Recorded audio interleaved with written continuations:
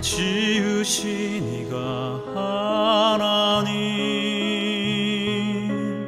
나를 부르신 이가 하나님, 나를 보내신 이도 하나님, 나의 나 된 것은 다 하나님 은혜라. 나의 달려갈 길 다가도록, 나의 마지막 호흡 다하도록, 나로 그 십자가 품게 하시니, 나의 나 된 것은 다 하나님 은혜라. 없는 은혜, 갚을 길 없는 은혜, 내 삶을 내워 사는 하나님의 은혜. 나 주저함 없이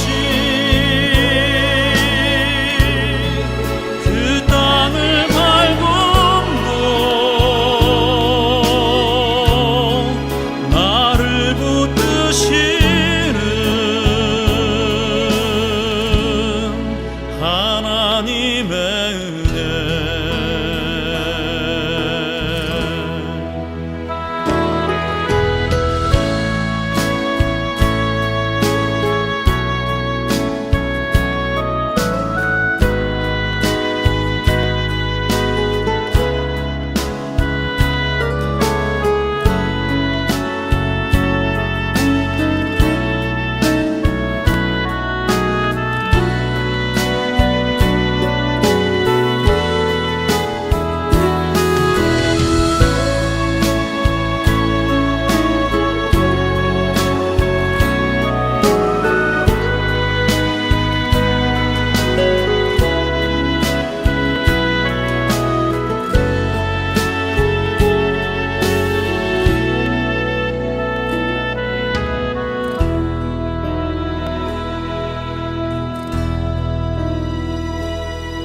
나를 지으신 이가 하나님, 나를 부르신 이가 하나님, 나를 보내신 이도 하나님, 나의 나 된 것은 다 하나님 은혜라. 나의 달려갈 길 가도록, 나의 마지막 호흡 다하도록, 나로 그 십자가 품게 하시니, 나의 나 된 것은 다 하나님 은혜라. 한량없는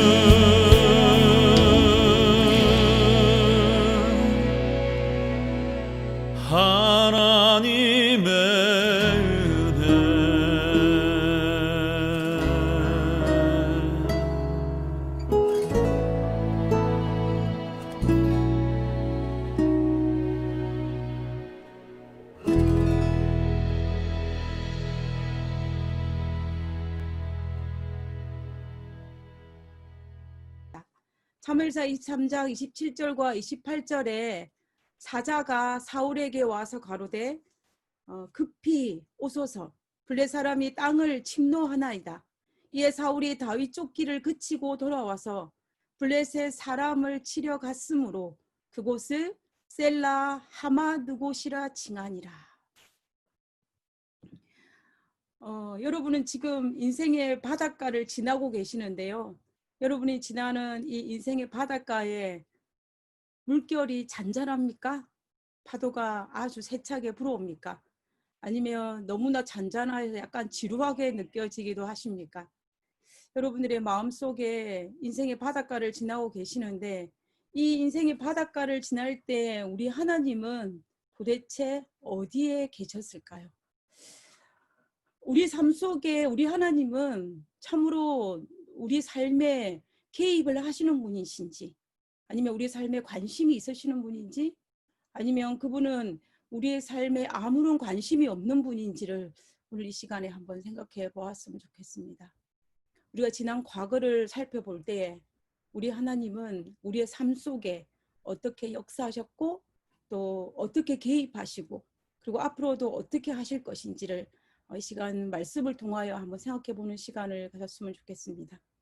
하나님은 우리의 삶에 가장 적절한 시기에 그리고 가장 적당한 시기에 적절한 타이밍에 관여하시는 분이신지, 아니면 나와 상관없이 나 홀로 이 망망한 인생의 바닷가를 지나고 있는지를 생각해보는 그런 시간이 되었으면 좋겠습니다.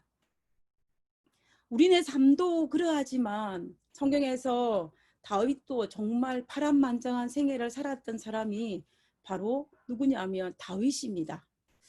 다윗은 이세의 아들로 태어나서 그 이세의 여러 아들 중에 막내 아들로 태어났습니다. 그런데 우리가 이세의 아들이 이 다윗의 어린 시절을 살펴보면 사무엘이 그 이세에게 아들들을 다 불러 모으라고 했는데 누구를 빼먹냐 하면 다윗을 빼먹어요.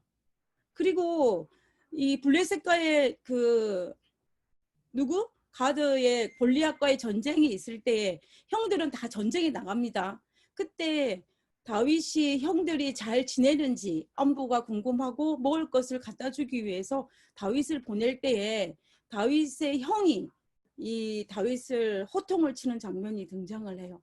우리가 이런저런 여러 가지 모습들을 살펴볼 때에 다윗은 어린 시절에 그 형들에게 그렇게 가족들에게 그렇게 대단한 존재가 아니었음을 우리는 알 수가 있습니다. 그리고 우리가 이 사무엘을 통하여서 이스라엘의 왕으로 기름 부음을 받고 그리고 사울이 왕의 사위가 되고 그리고 난 뒤에 사울의 미움을 받아서 10년 동안 도망자의 위치에 있을 때, 그리고 다윗이 30세의 왕위에 오르고 40년 동안 이스라엘의 왕으로 통치를 하다가 70세에 인생의 수많은 고비와 이 파란만장한 생애를 살다가 생애를 마친 사람이 바로 누구냐면 다윗입니다. 다윗의 일대기는 사무엘 상하와 역대기 이런 길을 통해서 우리가 많은 부분을 할애하여서 다윗 생애를 나타나는 것을 볼 수가 있는데요. 우리가 다윗이 얼마나 중요한 부분인지 그의 많은 부분이 성경에 할애하여서 기록되어 있는 것을 통해서도 우리는 알 수가 있습니다. 다윗이 70평생을 이 땅에서 살았는데요. 70평생을 살아오면서 다윗은 여러 가지 두려움에 빠진 경험들을 한 적이 많이 있었습니다.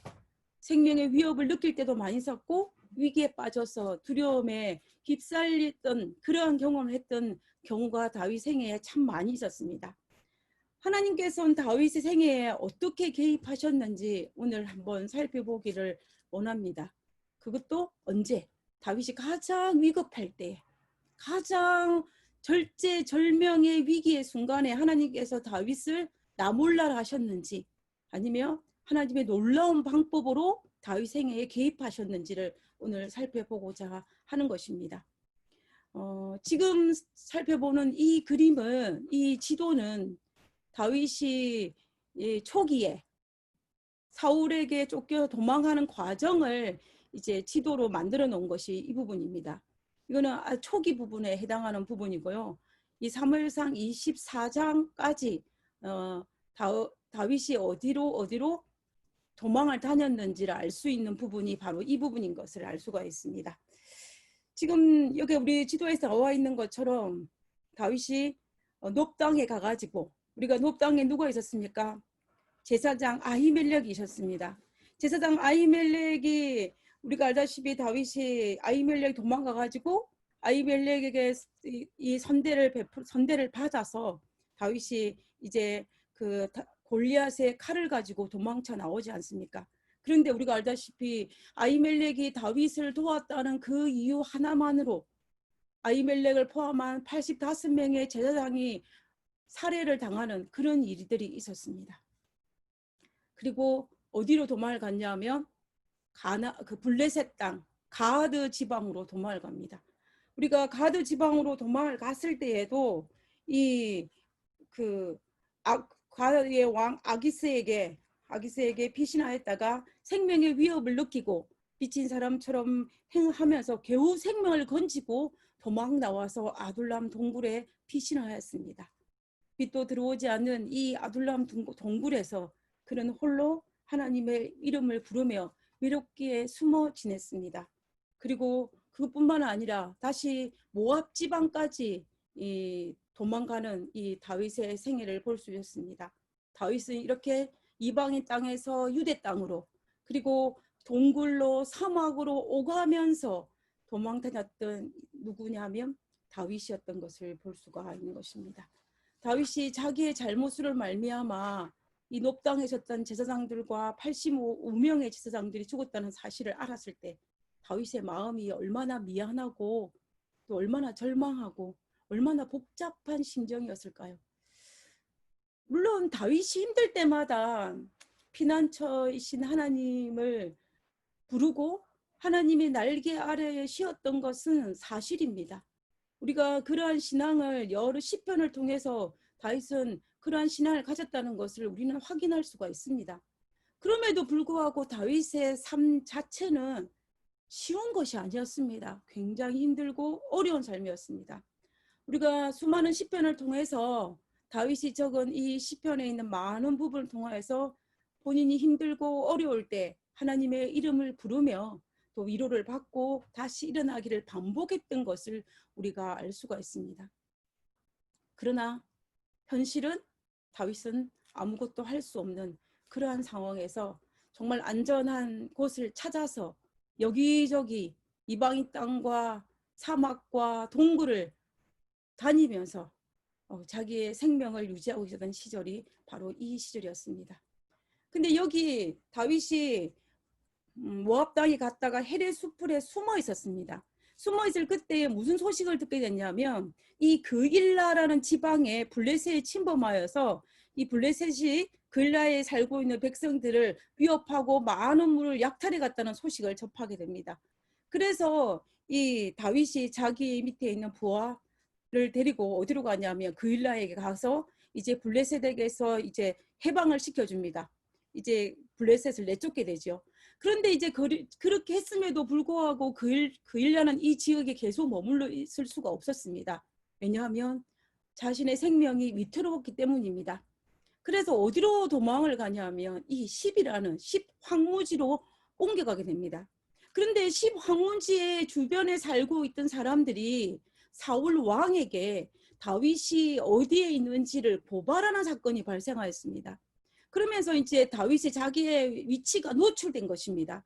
그래서 다윗이 십황무지에서 어디로 옮겨지냐면 마온 황무지로 옮겨가게 됩니다. 이제 마온 황무지로 옮겨가게 되는데 이때에 그럼에도 불구하고 이 사울에게 다윗이 어디에 있는지 또 고발을 하게 됩니다. 그러면서 다윗의 신분이 완전히 노출되게 되었습니다. 그래서 사울은 다윗이 어디에 있는지를 알고 군사 3,000명을 데리고 누구를 잡기 위해서 다윗을 잡기 위해서 마온 황무지를 찾아옵니다.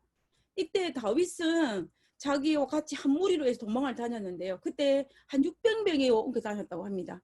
600명이 도망을 다니고 있을 그때에 사울이 3,000명을 데리고 와서 다윗을 죽기 위해서 이 황무지로 온 것입니다. 이때의 상황을 성경은 아주 정확하게 설명하고 있는데요. 이 설명을 한 부분을 한번 살펴보도록 하겠습니다. 사무엘상 23장 26절입니다. 우리가 조금 전에 읽었던 그 성경절 앞절인데요. 사무엘상 23장 26절입니다. 사울이 산 이편으로 가매 다윗과 그의 사람들은 산 저편으로 가며 다윗이 사울을 두려워하여 급히 피하려 하였으니 이는 사울과 그의 사람들이 다윗과 그의 사람들을 애워싸고 잡으러 함이더라. 자, 지금 이 다윗이 저희에게 거의 잡힐 뻔한 위기를 설명하고 있는 부분이 바로 이 부분입니다. 아주 가까운 거리에 다윗과 사울이 대치하고 있는 장면입니다. 눈으로는 확인할 수 있는 부분입니다. 지금 옆에 있는 이 사진이 실제적인 마온 항무지에 있는 한 사진을 찍은 것입니다. 지금 이 사진을 보기에는 이 골짜기가 굉장히 작은 것처럼 보이지만 실제로 이 골짜기는 굉장히 깊다라고 합니다. 그런데 이 골짜기에 숨은 다윗이 사울을 두려워했다고 성경은 기록하고 있는 것입니다. 그래서 다윗이 급히 도망갔다고 여기 기록하고 있는데요. 여기서 보면은 이 산에서 저 산으로 넘어가기에는 너무 좁고 아주 좁은 협곡으로 이루어져 있다고 합니다. 그래서 우리가 쉽게 보면 이렇게 본다고 하면 좋을 것 같습니다. 이 산에서 저 산으로 가는 깊은 협곡으로 되어 있기 때문에 서로 얼굴을 마주보고 볼 수는 있지만 쉽게 건너갈 수 없는 그런 구조를 가지고 있는 것입니다. 그래서 눈으로는 확인할 수 있지만 이 산에서 저 산으로 넘어가려면 아주 옆으로 빙 둘러서 가야만이 갈 수 있는 그런 위치에 있는 것을 우리가 볼 수가 있는 그런 구조를 가진 것이 이 마온 황무지에 있는 모습입니다. 자, 그런데 여기 성경의 본문을 보면은 이 지형을 성경을 뭐라고 설명했냐면 사울이 산 이편으로 가면 다윗과 그의 사람들은 산 저편으로 갔다라고 기록하고 있습니다. 우리가 다시 말하면 우리 이 부분을 설명할 때에 다윗과 사울이 도망치고 추격하는 과정 속에 어느 순간 보니까 다윗은 이쪽에 있고 사울은 저편에 있는 상황이 아닙니다. 지금 이 상황은 뭐냐면 사울이 다윗을 쫓아서 이 편에 오는 것을 보고 다윗이 저편으로 도망가는 모습을 설명하고 있는 것입니다. 결국 다윗은 사울이 자신의 생명을 노리며 쫓아오는 군사 3,000명을 끌고 자기를 쫓아오는 것을 보고 너무 두려워한 나머지 정말 쉽사리 건널 수 없는 이 협곡을 건너서 이 다른 편으로 도망갔던 모습을 지금 이 성경 본문에는 이렇게 설명하고 있는 것입니다. 그때 다윗이 비록 깊은 계곡 사이에 있지만 자기 눈으로 무엇을 봅니까? 군사 3,000명이 자기를 향해 잡으러 오는 모습을 보고 있는 것입니다. 자신을 죽이기 위해 얼마나 기세등등한 이 사울의 모습을 보면서 다윗은 두려움을 가졌을까요? 성경은 다윗이 사울을 두려워하여 급히 피했다라고 이야기하고 있습니다. 다윗의 생애에서 하나님을 깊이 의지하기 때문에 두려운 마음을 생기지 않은 그런 사람이었을까요? 그러나 그러지는 않았습니다. 다윗은 정말 이 사건을 통했을 때 하나님을 의지했기 때문에 그 마음에 평안도 있었고 하나님을 의지하면서 모든 것들을 견디고 이겨낸 용기와 힘과 담대함을 가진 것도 사실이지만 그렇지만 다윗은 여전히 어떤 마음이 있었냐면 두려워한 마음이 있었던 것입니다. 근데 우리가 성경을 살펴보면은 바로 이 사건이 있기 전에 누구를 만나냐면은 다윗이 생명같이 사랑했다고 고백했던 요나단을 만나게 됩니다. 그 요나단을 만나고 난 다음에 다윗이 지은 시가 시편 11편입니다. 시편 11편에 보면 우리 그 부분을 한번 보겠습니다. 우리가 다윗이 두려워하는 다윗의 모습을 가지고 있기는 하지만 다윗이 어떤 마음을 가졌는지를 알 수 있는 부분입니다. 시편 11편 1절과 4절에 있는 말씀입니다. 시편 내가 여호와께 피하였거늘 너희가 내 영혼더러 새같이 내 산으로 도망하려 함은 어찌 민고 악인이 활을 당기고 살을 시위에 먹힘이여 마음이 바른 자를 어두운 데서 쏘려 하는도다. 터가 무너지면 의인이 무엇을 할꼬?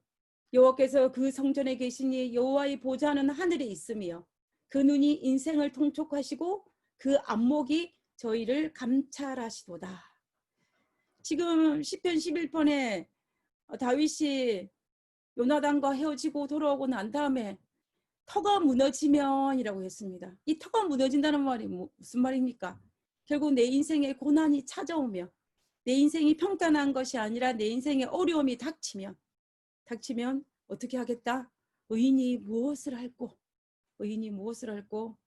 여호와께서 어디에 계시니? 그 성전에 계시니 여호와의 보좌는 하늘에 있으며 그 눈이 인생을 뭐하시고? 통촉하시고 그 눈이 그 안목이 저희를 감찰하시도다라고 기록하고 있습니다. 결국 다윗은 그의 마음속에 인생이 무너지는, 터가 무너지는 이런 어려움을 겪을 때에 의인이 할 수 있는 것은 무엇이냐면 하나님께서 성전에 계시기 때문에 내가 성전에 가서 하나님께 간구하고 또 하나님은 눈으로 우리의 인생을 감찰하신다는 그런 확신이 다윗에게 있었습니다. 결국 다윗은 인생에 어려움이 닥치게 되면 하나님께서 도와준다는 그런 확신이 있었습니다.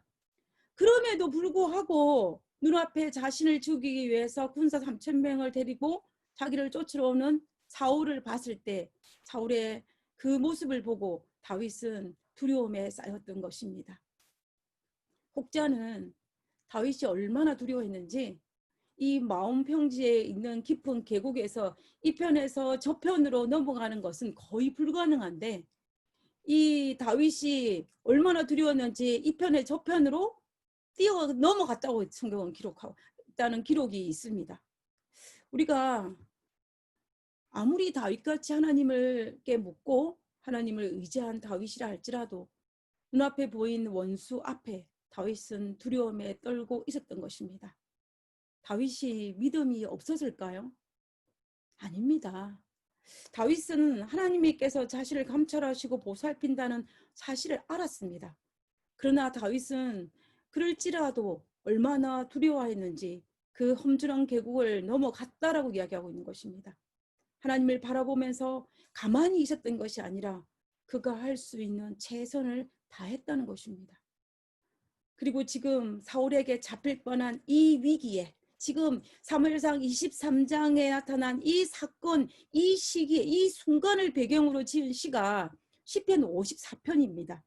시편 54편에 보면 다윗이 뭐라고 기도를 하냐면 하나님이여 주의 이름으로 나를 구원하시고 주의 힘으로 나를 판단하소서. 하나님이여 내 기도를 들으시며 내 입의 말에 귀를 기울이소서. 외인이 일어나 나를 치며 강포한 자가 내 생명을 수색하며 하나님을 자기 앞에 두지 아니하였음이니라. 우리는 이 부분을 통해서 사울이 자기를 수색하기 위해서 군사 3,000명을 이끌고 자기를 죽이고자 왜 쫓아왔음을 이야기하고 있는 것입니다. 내 생명을 수색하며 하나님을 자기 앞에 두지 아니하였으니라 라고 기억하는 것입니다. 그리고 이제 4절과 5절에 보면 그러나 하나님은 나의 돕는 자시라. 주께서 내 생명을 붙드는 자와 함께 하시나이다. 주께서 내 원수에게 악으로 갚으시더니 주의 성실하심으로 저희를 멸하소서. 라고 이 시편 54편에 다윗이 하나님께 간구하는 모습을 볼 수가 있습니다. 결국 다윗은 지금 위험한 상황에 처해 있지만 사울이 자기의 생명을 찾기 위해서 수색하는 상황에 있지만은 비록 그 마음에 두려워하는 마음이 있지만은 하나님께서는 자기를 돕고 또 하나님께서 다윗의 생명을 붙들고 계시고 또 내 원수를 갚아주실 거라는 확고한 믿음이 다윗에게 있었다라는 이야기입니다. 그렇기 때문에 다윗은 이 다윗의 생애의 모습을 보며 단순히 믿기만 한 것이 아니고 사울이 자기를 쫓아오는 것을 보고도 가만히 있지 않고 정말 자기가 할 수 있는 최선을 다해서 위험을 무릅쓰고 이 편에서 저 편으로 도망가는 그러한 모습을 보는 것입니다. 결국 우리가 다윗의 생애에서 확신할 수 있던 부분은 뭐냐면 하나님께서 자신을 도와줄 것이라는 확신을 가지고 있었지만 주어진 환경에서 최선을 다해서 저편으로 도망가는 이 다윗의 모습인 것을 볼 수가 있는 것입니다. 우리가 살아가는 인생도 우리 모두에게 험난한 인생입니다. 우리가 살아가는 이 세상은 누구에게나 만만치 않은 세상입니다.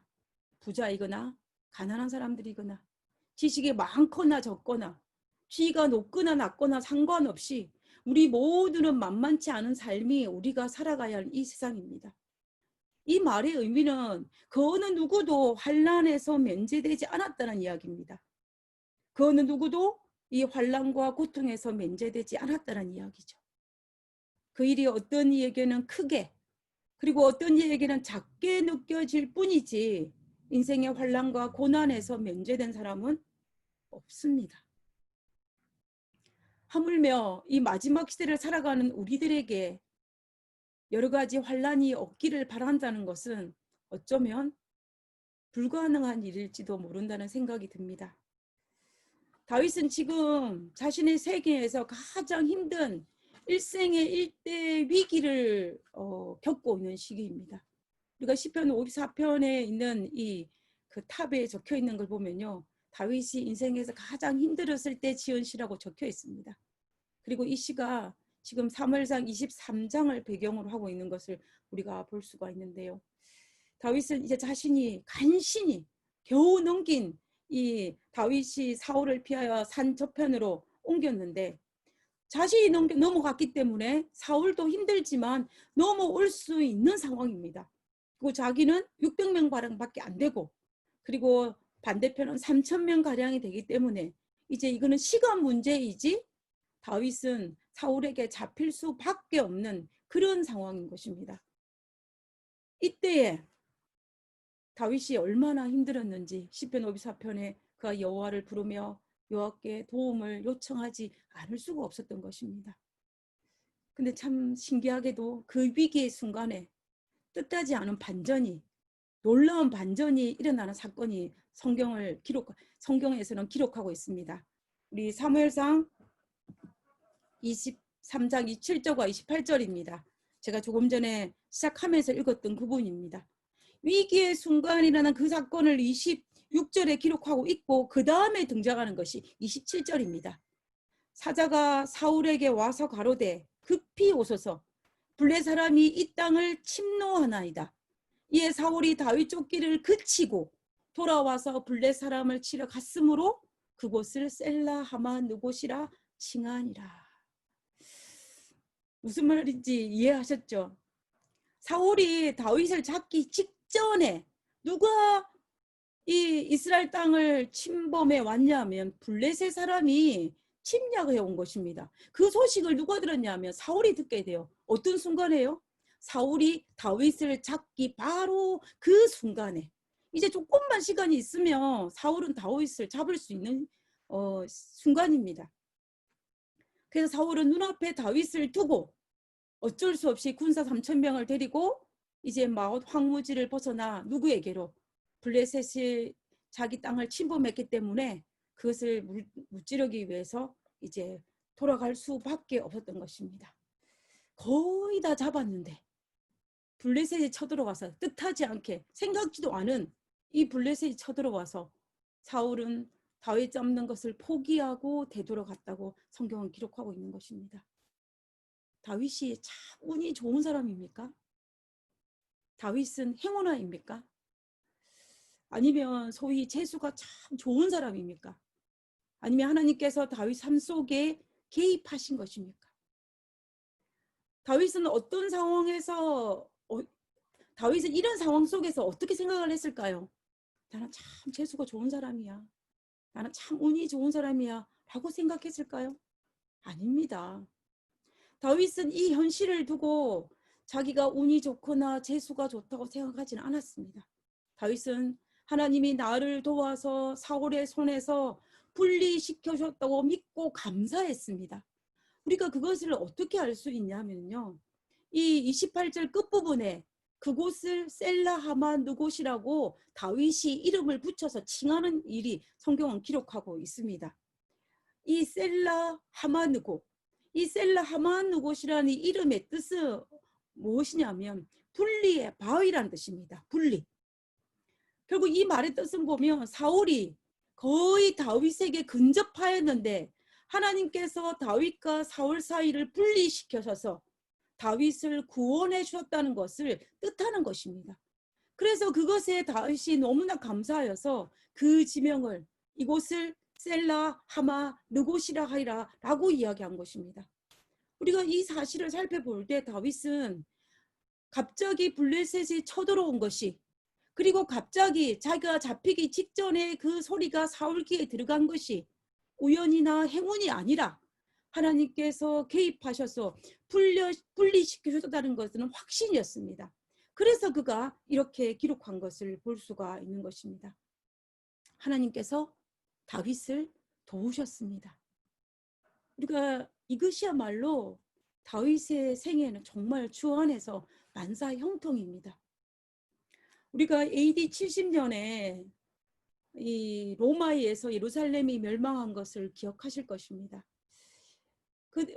이 예루살렘의 도성이 멸망하기 전에, 멸망하기 한 2년 전쯤에 로마가 예루살렘을 포위하여서 거의 멸망시킬 단계까지 갔습니다.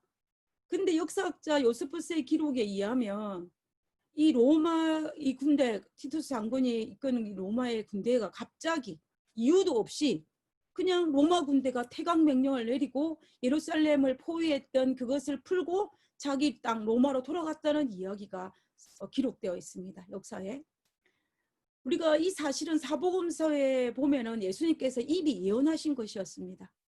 근데 이 갑자기 퇴각한 이 로마 병사들의 모습들을 살펴보고 예루살렘 도성 안에 있는 이스라엘 백성들이, 유대인들이 그 모습을 보고 우연이다, 행운이다 이렇게 생각했던 사람들은 아마도 예루살렘 도성 안에 머물러 있었을 것입니다. 그러나 이것이 예수님께서 이 땅에 계실 때 예언하신 말씀이고 하나님의 개입이고 하나님께서 돌보심이라는 것을 확실했던 사람들은 어떻게 했겠습니까? 당연히 예루살렘을 빠져나와 다른 곳으로 피신을 가지 않았겠습니까? 그때 피신 갔던 많은 신실한 그리스도인이 있었습니다. 그 중에 누가 있었냐면은 예수님의 사랑하는 제자 요한도 있었고, 요한이 예루살렘을 빠져나올 때 어떤 역사적 기록에 보면 예수님의 육신의 어머니인 마리아도 데리고 나왔다고 합니다. 그리고 요한은 이 벨라라는 성의 피신에 있다가 이제 이 에베소에 가가지고 에베소 교회를 섬기며 이제 생애를 마친 것을 우리가 볼 수가 있는데요. 우리가 이 사건이 있고 난 다음에 2년 후에 로마 군대가 다시 와서 예루살렘을 아주 처참하게 멸망시킨 것을 우리는 역사적인 사실로 기억하고 있습니다. 결국 이 로마 군대의 퇴각 명령이 예루살렘의 구세엘 일생으로 살아난 것은 우연도 아니고 행운도 아닙니다. 하나님께서 예루살렘 도성 안에 있는 신실한 그리스도인들을 구원하게 하기 위한 하나님의 개입인 것입니다. 그래서 이 사실을, 하나님의 개입이란 사실을 깨달은 누가? 다윗이 이 시편 54편을 마무리하면서 그가 이렇게 기록합니다. 우리 시편 54편 6절과 7절에 있는 말씀을 한번 보도록 하겠습니다. 내가 낙헌제로 주께 감사하리이다. 여호와여 주의 이름에 감사하오리니 주의 이름이 선하심이다. 대저 주께서는 모든 환난에서 나를 건지시고 내 원수가 보응받는 것을 나로 목독해 하셨나이다. 지금 다윗이 뭐라고 이야기를 하냐면요, 내가 낙헌제로 주께 제사하리이다 라고 이야기합니다. 낙헌제는 감사 예배입니다. 감사 예배인데, 감사 예배로 이 환난에서 건지신 하나님께 대한 찬양과 경배를 드리고 있는 다윗의 모습을 볼 수가 있는 것입니다. 다윗은 절제절명의 위기의 순간에 구원받은 이것이 하나님의 은혜임을, 하나님의 절대적인 개입임을 알았기 때문에 그분을 찬양하며 하나님께 감사제, 낙헌제를 돌리는 것입니다. 그러면서 이 다윗이 하나님께 찬양과 경배를 드리는 다윗의 모습을 볼 수가 있는 것입니다. 다윗은 지금 이 순간에 일어난, 특별히 사무엘상 23장에 일어난 이 블레셋의 침범으로 사울이 도망간 이 사건이 절대적인 하나님의 개입이었다는 또 다른 증거 하나가 더 있습니다. 그것은 무엇이냐면요. 사울이 블레셋과 침범한 블레셋을 다 물리치고 난 다음에 자기 집으로 돌아간 것이 아닙니다. 이 블레셋을 다 물리치고 난 다음에 다시 다윗을 잡기 위해서 마온 황무지로 다시 돌아옵니다. 우리가 그 성경 구절이 사무엘상 24장 1절에 있는데요.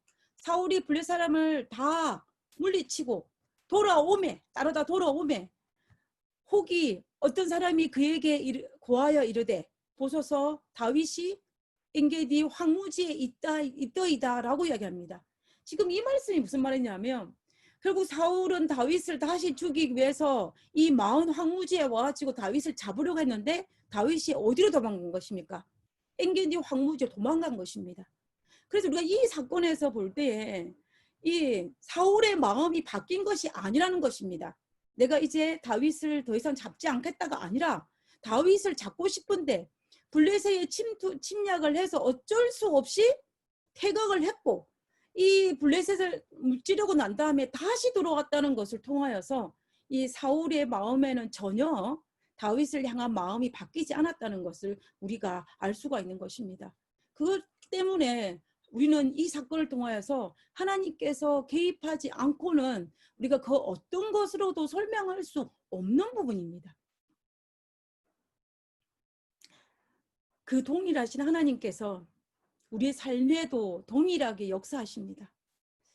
하나님께서 믿음 있는 다윗과 믿음이 없는 사울을 어떻게 하셔서 분리하셔서 개입하신 것처럼 우리 하나님께서도 분명히 믿음 있는 자와 없는 자를 분리시켜서 개입하실 것입니다. 그러므로 동일한 환난을 당한다 할지라도 믿음이 있는 자가 당하는 환난과 믿음이 없는 자가 당하는 환난은 다릅니다. 엄청난 차이가 있습니다. 그것은 행운이나 우연이 아니라 전지전능하신 하나님께서 셀라 하마느고 곧 분리의 장벽을 통해서 개입하신 것이기 때문입니다. 이 셀라 하마느고 하나님께서는 믿는 자와 믿지 않은 자를 분리하셔서 하나님께서 개입하신다는 사실을 우리는 이곳을 통하여서 다시 한번 확실히 발견할 수 있는 것입니다. 우리의 삶에도 의인도 악인도 피할 수 없는 이 환난과 고통은 있지만 이 의인이 당하는 고난과 악이 당하는 고난이 다른 이유가 바로 무엇이냐면 셀라 하마느곳을 두시어 분리하시고 개입하시는 사실을 우리가 받아들이고 또 그것을 믿고 잊지 말아야 할 것입니다. 하나님은 우리의 믿음과 또 그리스도인의 행함으로 말미암아 하나님은 분명히 우리의 삶에 개입하실 것입니다. 하나님의 백성으로 하나님을 믿고 또 하나님을 믿는 백성으로 그리스도인으로 성실히 행할 때에 하나님은 분명히 가장 적당한 시기에 가장 적당한 방법으로 그리고 가장 적당한 어떤 타이밍에 맞추어서 하나님은 개입하시고 하나님의 백성들을 보호하실 것입니다. 그러므로 우리가 때로는 힘들고 어려운 일이 발생한다 할지라도 우리가 용기와 힘을 잃지 않아야 할 것입니다. 믿음 없는 자처럼 좌절하기보다는 하나님의 약속을 믿고 담대히 앞으로 전진할 수 있는 우리 모두가 되기를 간절히 바랍니다. 그러면 우리가 인생의 바닷가를 거닐 때에 때로는 힘들고 어려운 일이 있지만 하나님께서는 우리를 업어주실 것이고 또 우리가 쓰러질 때는 우리를 일으켜 세우실 것이고 폭풍이 치면은 우리를 막아주실 것입니다. 그러므로 우리가 하나님께서는 분명히 다윗을 분리시켜서 보호하셨던 것처럼 우리도 동일한 그러한 보호를 하여 주실 것이라는 확신이 우리에게 있습니다. 우리가 이 다윗의 생애뿐만이 아니라 성경의 수많은 믿음의 사람들을 볼 때에도 하나님은 정말 믿음과 하나님에 대한 믿음과 또 성실한 그리스도의 삶을 살았던 사람들에게 하나님께서 개입했던 수많은 역사가 기록되어 있습니다. 노예로 팔려간 요셉의 생애에도 하나님께서 관여를 하셨고, 그리고 애굽의 노예에서 울부짖는 이스라엘 백성들의 삶에도 하나님께서 개입하셨습니다. 그리고 그들이 출애굽할 때 40년 동안 광야에서 헤맬 때에도 그들이 물과 먹을 것이 없었지만 하나님께서 그 모든 것을 제공하심으로 인하여 관여하셨습니다. 그뿐만 아니라 그들이 이스라엘 땅에, 가나안 땅에 도착하여 살아가는 그 수많은 시간들 동안에도 하나님은 그들의 삶에 개입하셨다는 것은 우리는 성경에서 확인할 수가 있습니다. 우리의 삶에도 마찬가지입니다. 우리가 과거의 삶을 되돌아볼 때 하나님께서 순간순간마다 우리의 삶에 개입하지 않으셨다면 오늘 이 자리에 있을 수 있는 사람이 과연 몇 명이나 되겠습니까? 저는 그렇게 길지 않은 삶을 살았지만 만약에 하나님께서 나의 삶 속에 순간순간마다 개입하지 않으셨다면 내가 오늘 이 자리에 있을 수 있을까? 결코 장담할 수 없는 부분입니다.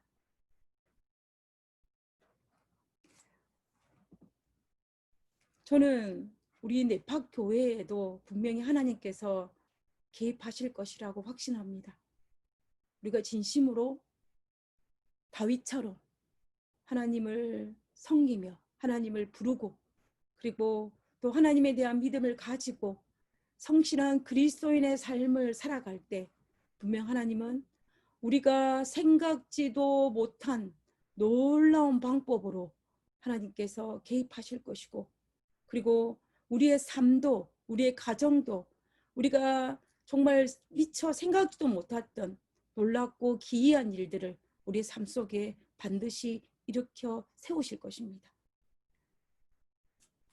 우리의 삶에 개입하실 하나님으로 인하여 다윗이 낙헌제를 드렸던 것처럼, 감사제를 드렸던 것처럼 우리도 우리의 미래에 그리고 현재의 삶에 하나님께서 이 네팍교에 속해 있는 모든 믿음의 성도들의 삶 속에 역사하실 것을 인하여 미리 감사와 찬양을 돌릴 수 있는 우리 모두가 되기를 간절히 바랍니다.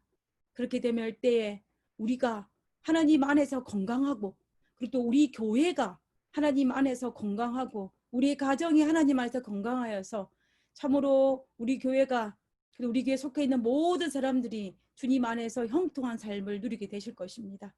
하나님께서 오늘도, 과거에도 우리의 삶에 개입하신 것처럼 오늘도 개입하실 것이고, 그리고 내일도 개입하실 것입니다. 셀라, 하마, 누구 분리하여서, 의인과 악인을 분리하여서 개입하신 그 하나님이 오늘 우리의 삶 속에서 그대로 경험하고 또 바라볼 수 있는 그런 우리 모두가 되기를 간절히 바라면서 오늘 말씀을 마치도록 하겠습니다. 기도하고 마치겠습니다. 기도하겠습니다. 하늘에 계신 저희들의 아버지, 감사합니다. 하나님, 우리의 삶에 직접 오셔서 가장 적당한 시기에, 가장 적절한 타이밍에 우리를 도우시고 우리의 삶에 개입하여 주심을 인하여 감사합니다. 하나님, 우리가 인생의 바다를 지날 때에 하나님, 때로는 힘들고 어려운 일이 있는 것이 사실입니다. 때로는 두렵고 때로는 놀라움에 우리 몸이 사로잡힐 때가 있습니다. 하나님, 그 순간마다 하나님께서 우리와 함께 하셔서 우리의 의지가 되어주시고 우리가 하나님으로 인하여 위로받고 하나님을 인하여 용기를 가지고 새로 전진할 수 있도록 주여 도와주시옵소서. 우리의 삶에 함께 하심을 감사드립니다. 하나님, 오늘도 우리의 삶에 개입하심으로 우리가 하나님 백성으로 보호받을 수 있는 특권 누려주심을 인하여 감사드립니다. 안식일이 시작하는 이 시기에 흩어져 있는 모든 네팍교회 성도님들의 가정을 지켜주시고 하늘을 향하여 우러러 이 안식일을 특별히 기억하고 구별되어 지킬 수 있도록 아버지여 도와주시옵소서. 우리와 함께 하심을 감사드리오며 거룩하신 예수님 이름으로 기도드렸습니다. 아멘.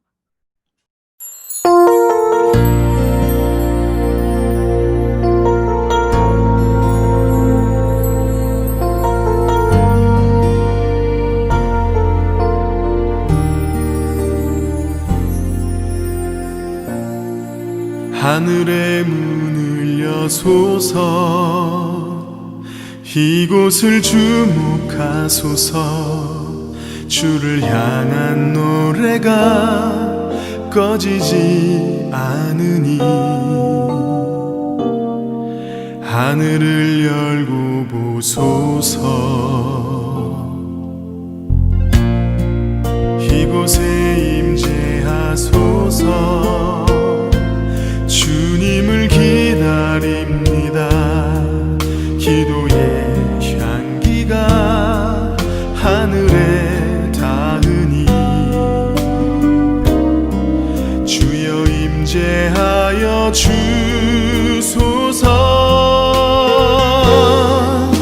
이곳에 오셔서 이곳에 앉으소서. 이곳에서 드리는 예배를 받으소서. 주님의 이름이 주님의 이름만이 오직 주의 이름만 이곳에 있습니다.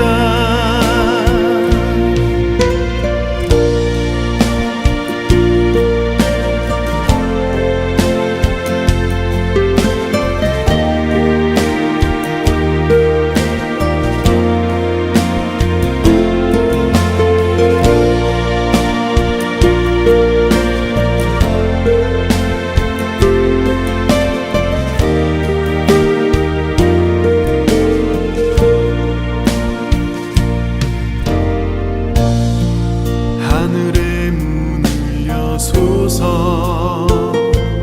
이곳을 주목하소서.